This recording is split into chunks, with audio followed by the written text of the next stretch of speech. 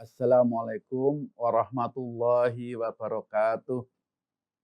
Para mahasiswa yang berbahagia, alhamdulillah kita bertemu lagi di kuliah Fisika Kalor. Pada pertemuan kali ini kita akan membahas tentang fluid properties bagian yang kedua. Dan pada pertemuan ini kita akan mendiskusikan tentang viskositas dan tegangan permukaan. Viskositas ini terjemahannya adalah kekentalan, ya. Diberi notasi mu. Nah, secara definisi viskositas adalah ukuran ketahanan fluida terhadap deformasi akibat tegangan geser ataupun deformasi sudut atau angular deformation.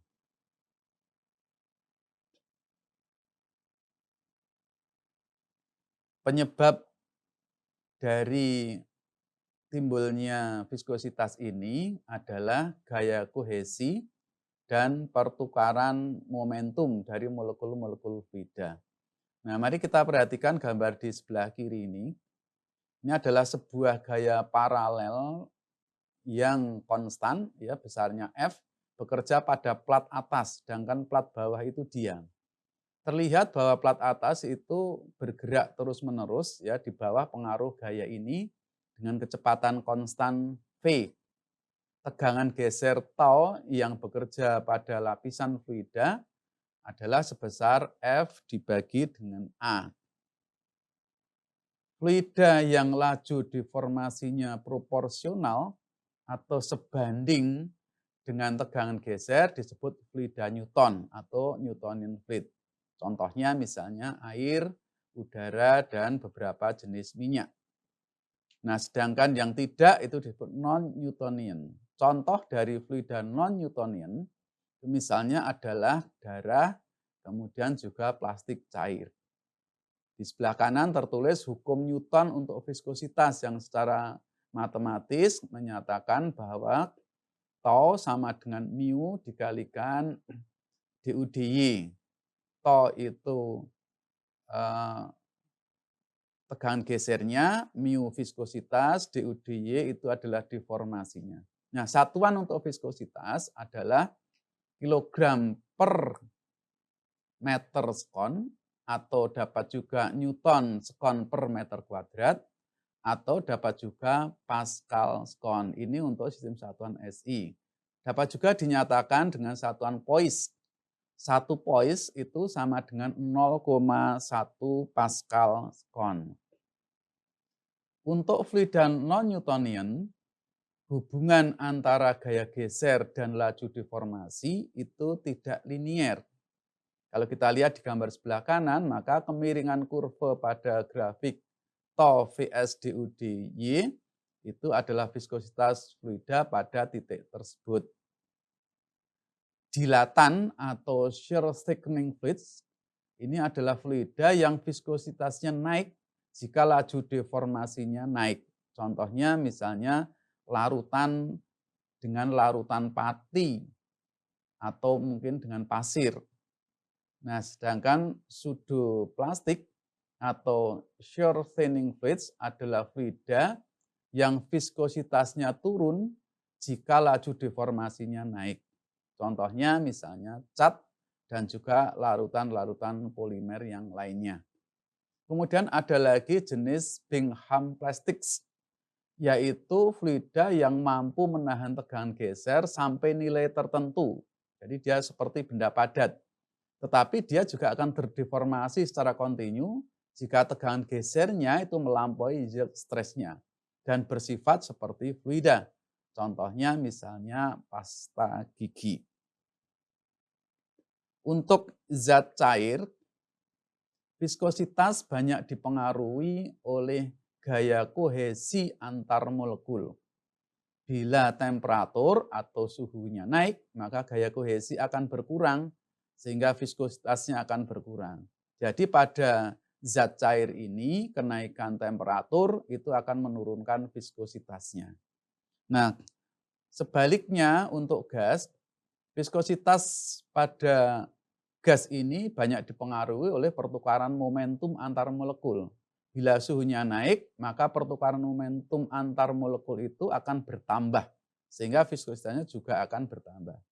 Jadi pada gas, kenaikan temperatur itu akan menaikkan viskositasnya. Di gambar sebelah kanan itu terlihat kelompok yang atas itu adalah gambar untuk grafik untuk viskositas dari fluida jenis zat cair. Yang di bawah itu adalah untuk gas.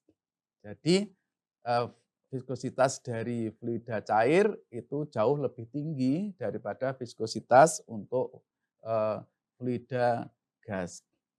Nah, berikutnya kita akan bahas mengenai viskositas kinematik atau kinematik viscosity yang diberi notasi dengan nu.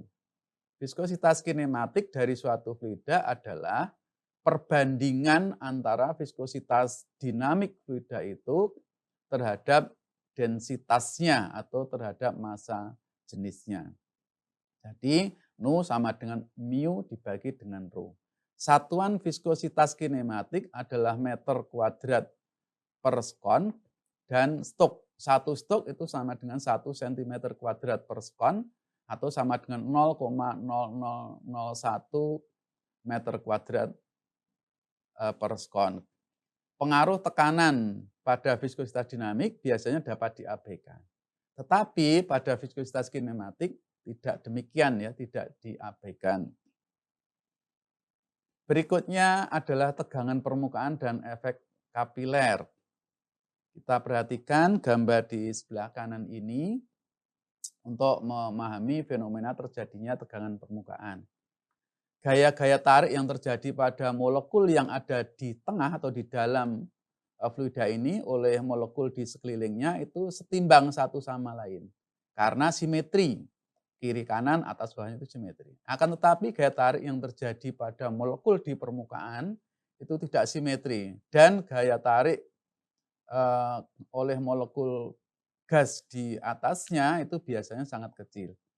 Nah, oleh karena itu ada gaya tarik neto pada molekul di permukaan cairan yang cenderung menarik molekul permukaan itu ke arah dalam atau ke arah bawah ya. Gaya ini akan diseimbangkan oleh gaya tolak-menolak dari molekul-molekul di bawah permukaan yang mencoba untuk dikompresi.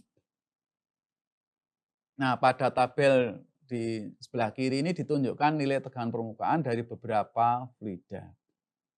Nah, akibat menarik lainnya dari tegangan permukaan ini adalah efek kapiler, yaitu naik turunnya zat cair dalam tabung berdiameter kecil yang dimasukkan ke dalam zat cair.